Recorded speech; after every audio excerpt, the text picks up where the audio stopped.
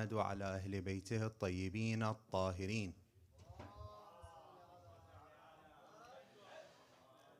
واللعنة الدائمة على أعدائهم أجمعين من الآن إلى قيام يوم الدين. القول مني في جميع الأشياء قول آل محمد فيما أسروا وما أعلنوا وفيما بلغني عنهم وفيما لم يبلغني. أما بعد، فقد قال الله العظيم في محكم كتابه الكريم: بسم الله الرحمن الرحيم. إن الشيطان لكم عدوا فاتخذوه عدوا. صدق الله العلي العظيم. صلوا على محمد وآل محمد. The Quran in many instances gives us very specific characters that we need to be aware of in our lives. And he calls these characters adu. These are your enemies, so be careful of them. This is also under the fact that, just in case anyone was to say that, Ya Allah, you never told me who my enemy was, you never clarified it for me. The Quran is very clear who our enemies are. And in short, our enemies, based off the Quranic standard, is anything that goes against or may stop you from worshipping and gaining closeness to Allah Azza wa Jal. Sallu ala Muhammad wa ali.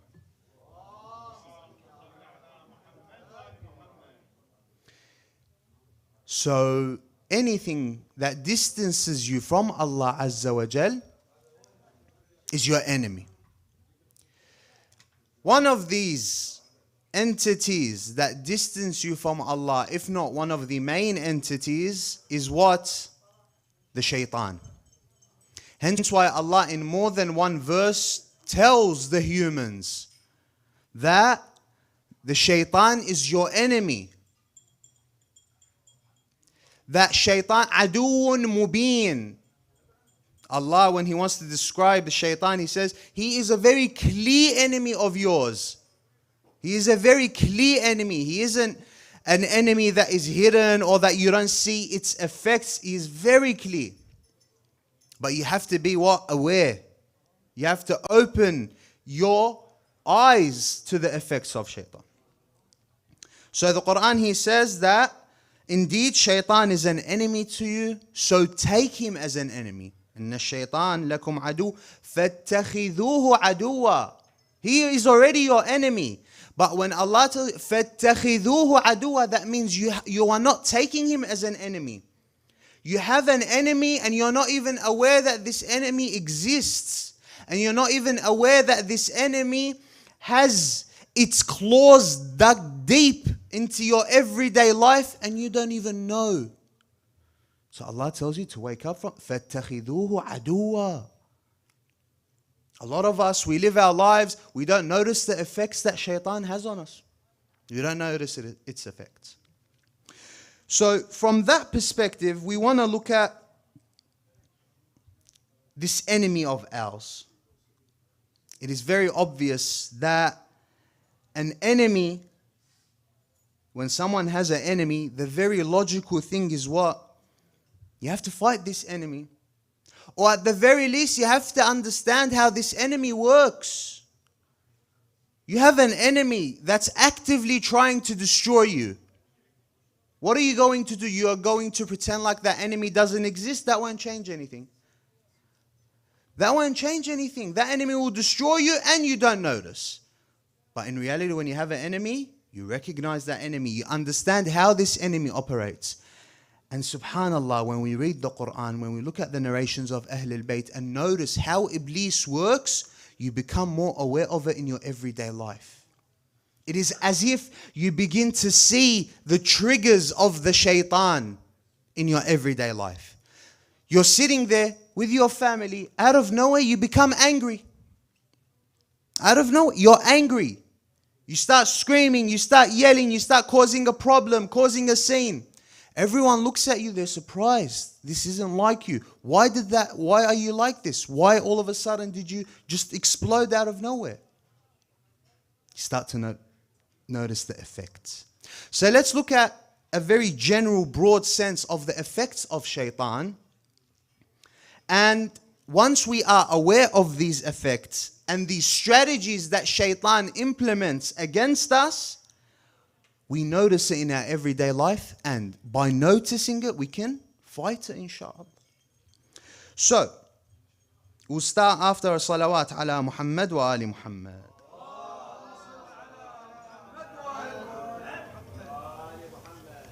When we look at the Quran and the narrations of Ahlul Bayt alayhim salam, broadly speaking, we can see the operations of Iblis happen in two ways, or are in two folds.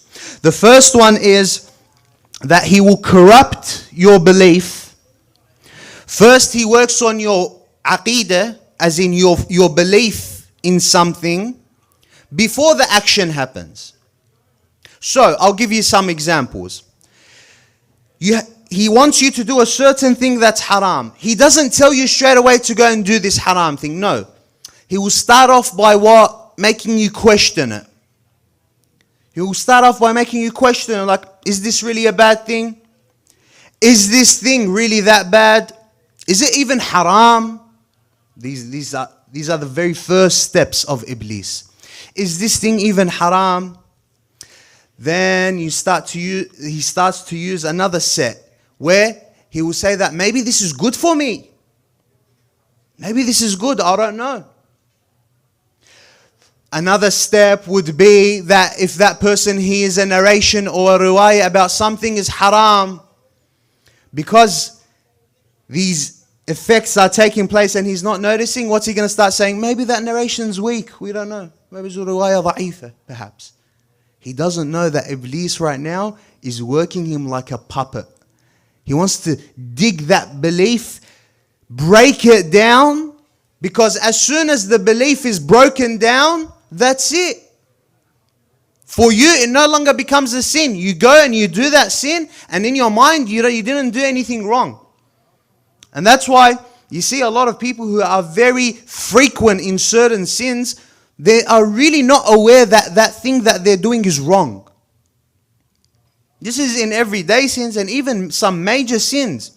As in when you look at certain interviews with like serial killers, for example. People who have murdered in the tens and the hundreds, some of them.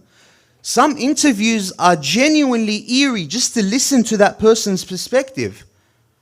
That person turns, he says, I don't think I've done anything wrong.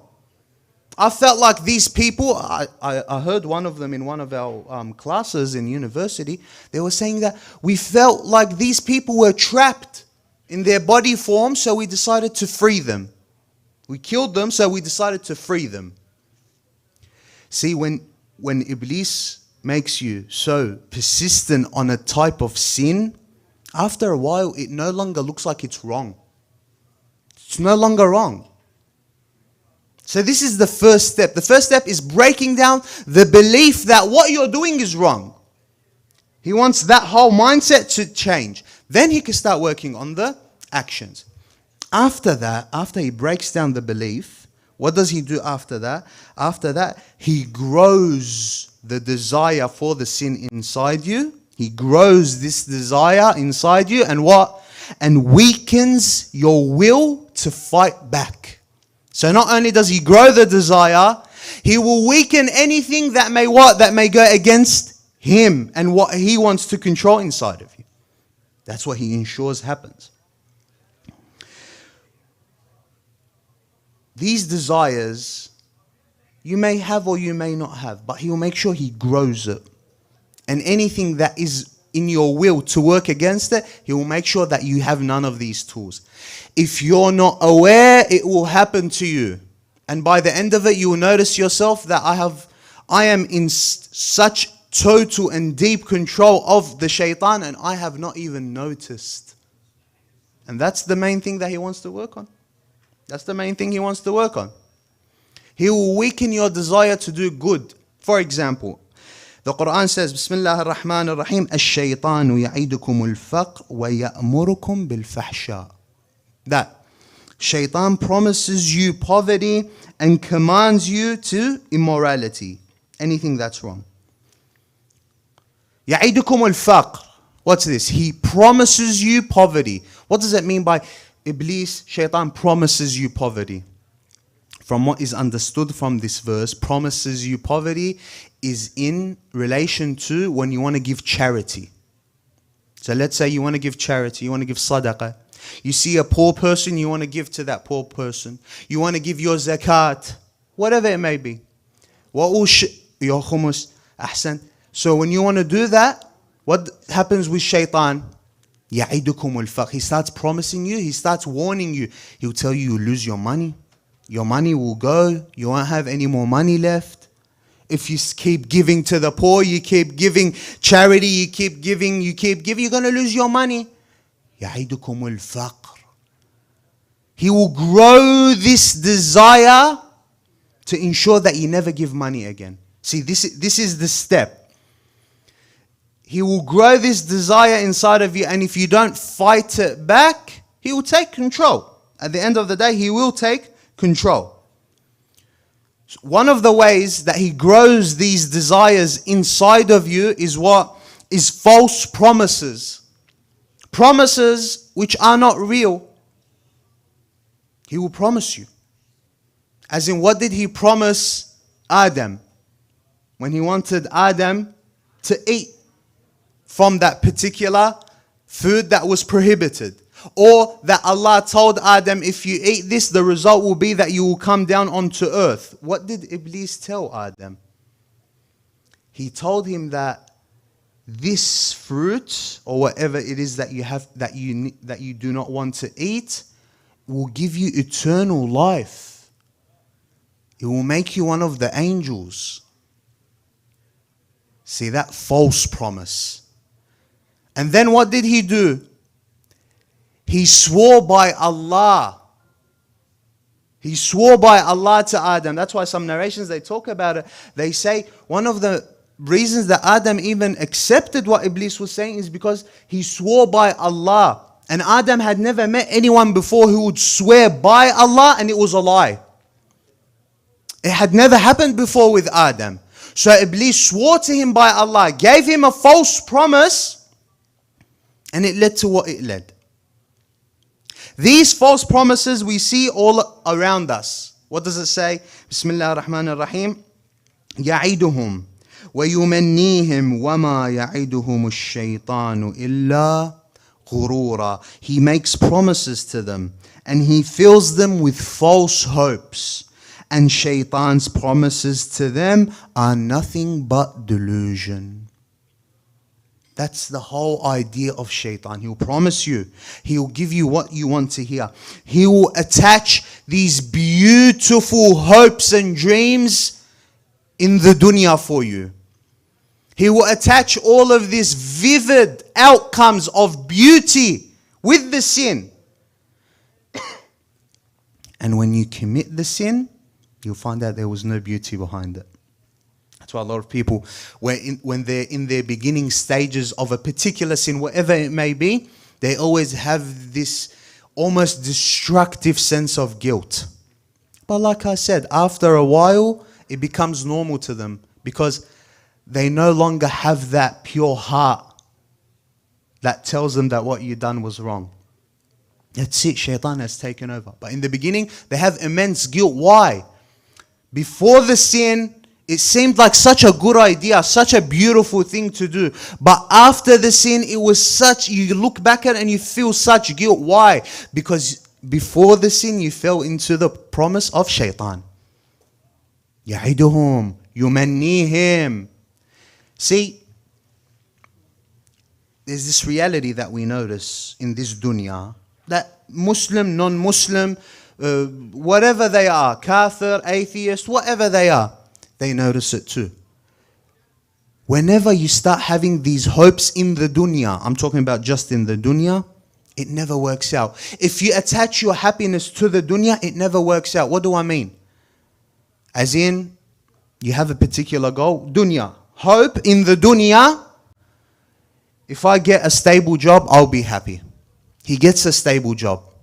He's still not happy. He says, maybe if I get married, I'll be happy. He gets married. He's still not happy. He says, maybe if I have a child, I'll be happy. He has a child. He's still not happy. He says, maybe if I move to another company, I'll maybe be happy. He's still not happy. He says, maybe if I open up my own business, I'll be happy. He opens the business. He's still not happy. Maybe if I become a millionaire, I'll be happy. He becomes a millionaire. He's miserable. He gets all the money that he wanted. He gets all the power that he wants. But subhanallah, every time he gets to what he wants, he somehow has a new goal. And somehow this new goal, he keeps telling himself, that would make me happy. And that would make me happy. And that would make me happy. And nothing will fill this void inside him except the what? The turab. The dirt of the ground that he will end up buried in. يعدهم ويمنيهم وما يعدهم الشيطان إلا غرورا. 4 wives Cyber. صلوا على محمد وآل محمد.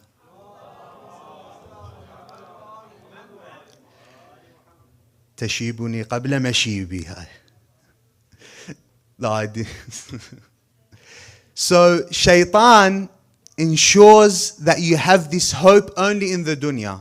And the moment that you have the hope only in the dunya is the moment that reality for you is no longer what? Is no longer related to Allah. It's just dunya. You don't think of the akhirah. And that's why all your hopes become dunya. And when your hopes become dunya, all your hope is false. But when your hope is in Allah Azza wa Jal, that's a different story. When your hope is in Allah, that's a different story because you have linked yourself to what is eternal. But shaitan, he promises you, but his promises are what? Are void, are false. They're a comfort for you. They're a comfort, yes. He'll tell you nothing's your fault. It's everyone else's fault. You're not wrong. You're not wrong. Whatever sin that you're doing, there's nothing wrong with it. It's just the Quran, maybe they misunderstood the narration is misunderstood, whatever it is. But you're not wrong. And you know how humans love comfort. The moment someone affirms their position, that's it. That's all they want. They don't want anything more than that. It's called cognitive dissonance in psychology, where the idea that cognitive dissonance is what? Is that the person, subhanallah, he only sees what affirms what he already believes. So the moment he sees something that's against what he thinks, he doesn't even notice it exists. So shaitan will give him on a silver platter everything he wants to hear. It's destructive. But you want comfort. That's what you want. You want to hear that you're perfect. There's nothing wrong with you. That you don't need to work on yourself. You don't need to improve. Khalas, you are where you are. Don't change anything. When you want to hear comfort, that's what you'll hear. But sometimes the real improvement, the real benefit is in hearing what makes you uncomfortable. Yes, in the short term, it makes you uncomfortable, but it will benefit you so much more in the long term if you take that advice. If you take that advice. And that's the game of shaitan. He wants to give you comfort, hope, to drug you, metaphorically speaking, to drug you in this state where you are not even aware of what's happening to you. That's why they say that the best form of a prison is one where the prisoner doesn't know that he is in one. The best form of a prison is what? Is not a very secure prison, whatever, because even the most secure of prisons, people have gotten out of. But it says the most secure prison is a prison where the prisoner, he doesn't know that he's in a prison. Because he won't have any need to leave the prison. He doesn't think that he's in a prison. That's what shaitan tries to do when he locks you in the dunya. Nothing else. You never have a thought throughout your day about the hereafter. You never have a thought throughout your day about what's beyond this. يَعِدُهُمْ وَيُمَنِّيهِمْ. He will keep on giving them these hopes and these false dreams. So it is important that we are aware of this. Also another point Shaitan, he works on your weakness. See, I don't know if you knew this or not, but in a test, you know how they say the dunya is a test and everything? In a test, this is what we don't understand about the dunya. Sometimes we have questions about the hardships of the dunya and the idea that this dunya is a test. In the test, do they give you the answers? As in, when you're in a test, you're doing the test, does the teacher come around and give you the answer? That here's how you do it. Here's the easy way. No. The teacher will never give you the answer. It will ensure that you go through the test without knowing what's going to happen, without knowing what the next question is going to be. The only thing is, how much have you prepared for your test? As in today, what have I prepared for tomorrow's test of the dunya? Maybe what I've prepared is, مثلا, I read Quran today. I read a page. I read half a page, مثلا. I prayed on time today. Alhamdulillah. I prayed on time today. That is something like I can add up. Yes, I've prepared something for tomorrow so that if I'm tested, maybe I have something that can give me the patience, that can give me the strength. That's the test. But at the same time, you have to understand, Shaitan, when he plays at you with this, he plays at your weakness. What's the point of Shaitan going and trying to test you through the... not try to test you. What's the point of Shaitan going and trying to make you fail in an area where you're strong? It doesn't make sense.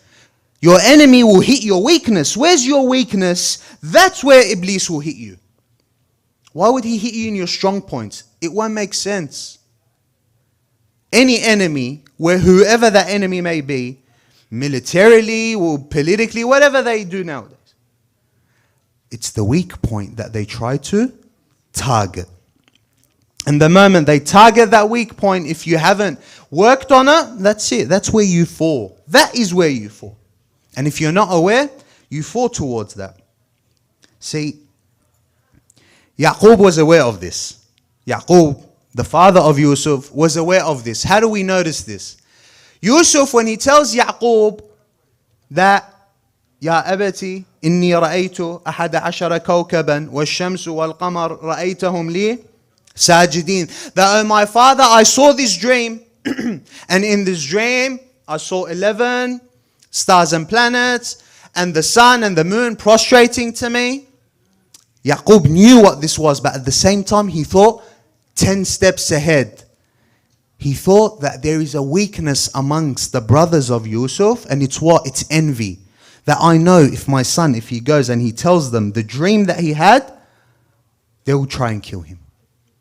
So notice Yaqub's wording to Yusuf. When he tells him, don't say your dream, what does he say? He says, Bismillah ar-Rahman ar-Rahim. Ya bunay, la taqsus ru'yaka ala ikhwatik, fayakidu laka kayda. Oh my son, do not relate your vision to your brothers, lest they devise a plan against you. Fayakidu laka kayda.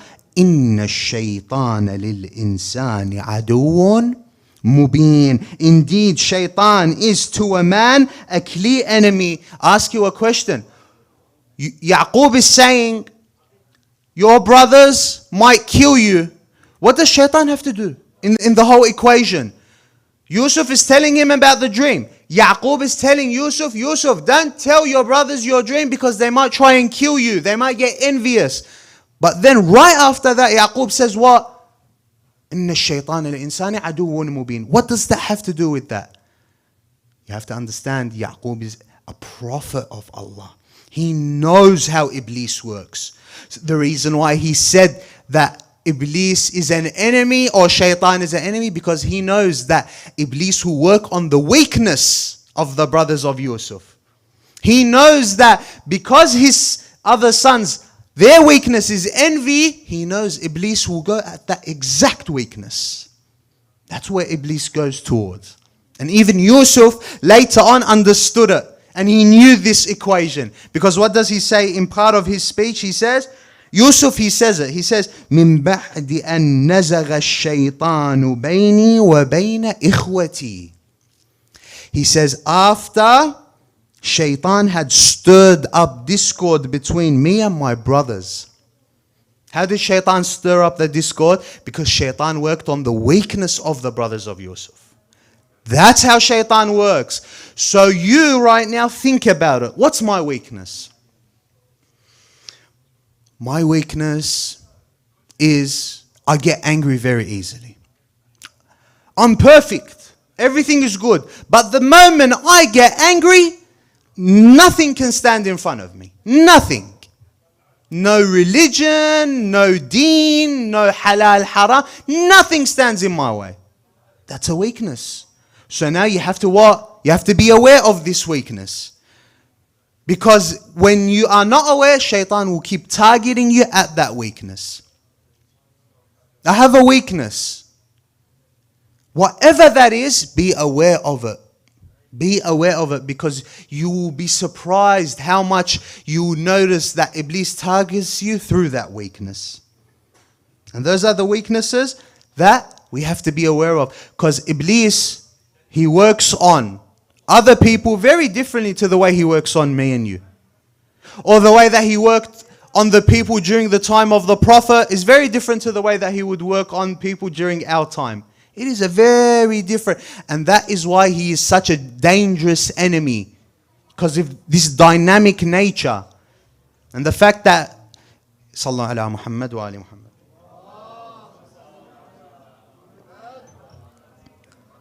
So, being aware of our weaknesses is very important, and we need to protect ourselves. See, when we haven't protected ourselves, Iblis reaches you. Reaches you, and not only that, controls you. Notice sometimes in the Quran, what does it say? أَلَمْ أَعْهَدْ إِلَيْكُمْ يَا بَنِي آدَمْ أَنْ لَا تَعْبُدُوا الشَّيْطَانِ. Did I not command you, O children of Adam, not to worship shaitan? Who he worships shaitan? Why does Allah say, أَلَّا تَعْبُدُوا الشَّيْطَانِ? أَلَمْ أَعْهَدْ Have I not told you? Do not worship shaitan. But who here, even today, who worships shaitan? As in, like they say, my God is shaitan. It's very small amount. These people are like, honestly, almost irrelevant. Those who say Satan is my God or whatever. Ta'budu shaitan. Those who worship the shaitan. Wa alaykum as-salam wa rahmatullah. Those who worship the shaitan in the sense that those who obey shaitan by letting that shaitan control everything that they do. Control everything that they do. That's ibadat al-shaitan. أَلَمْ أَعْهَدْ إِلَيْكُمْ يَا بَنِي آدَمَ أَلَّا تَعْبُدُوا الشَّيْطَانَ إِنَّ الشَّيْطَانَ لَكُمْ عَدُوٌّ مُبِينٌ. He's your enemy. وَأَنِ اعْبُدُونِي هذا صراط مستقيم ولقد أضل منكم جبلا كثيرا. And how many people has he deviated other than you? When will we wake up? When will we become aware of the traps of shaitan? But the moment you start to notice how he works, how he targets the weakness, how he grows these desires of the dunya within you, how he tries to change your belief, working on the belief that prevents you from sins, you start to notice his traps. And with noticing his traps, you can begin to work against it. And the main thing you have to do when working against the shaitan is gaining help from Allah. By yourself, it can be quite a tough job, especially when you've lived your life and you haven't even put one form of resistance against shaitan. He has sunk his claws inside of you. You can't do it. But what do you say? أعوذ بالله من الشيطان الرجيم. I seek refuge in Allah. Now I'm at a point, I have no hope. I have no help. Only Allah. رب أعوذ بك من همزات الشياطين. وقل. Say that, oh Allah, I seek refuge. I seek refuge in Allah from the shaitan. The moment that you seek refuge in Allah, Allah is now your protector. There is a narration that I will end with, inshaAllah, meaning of the narration is whoever after Salat al-Fajr 10 times reads Surah al-Tawheed. This is a narration from the Imam. Whoever 10 times after Salat al-Fajr reads Qul huwa Allahu ahad 10 times after you finish Salah. The narration, meaning of the narration is that throughout that day it will be difficult for shaitan to manipulate your actions. It doesn't mean that you won't fall into sin. It means that for that day, after you say 10 times Qul huwa Allahu ahad, now it's you and your nafs. How much control you have on your nafs al-ammara. That's you and your nafs. If you don't do any sins, perhaps your nafs is good and the influence is shaitan. But if you do sins bad, صدق الله العلي العظيم. اللهم عجل وليك الفرج والعافية والنصر واجعلنا من أنصاره وأعوانه ومن شيعته ومحبيه وإلى أرواح المؤمنين والمؤمنات. رحم الله من قرأ سورة المباركة الفاتحة مع الصلاة على محمد وآل محمد.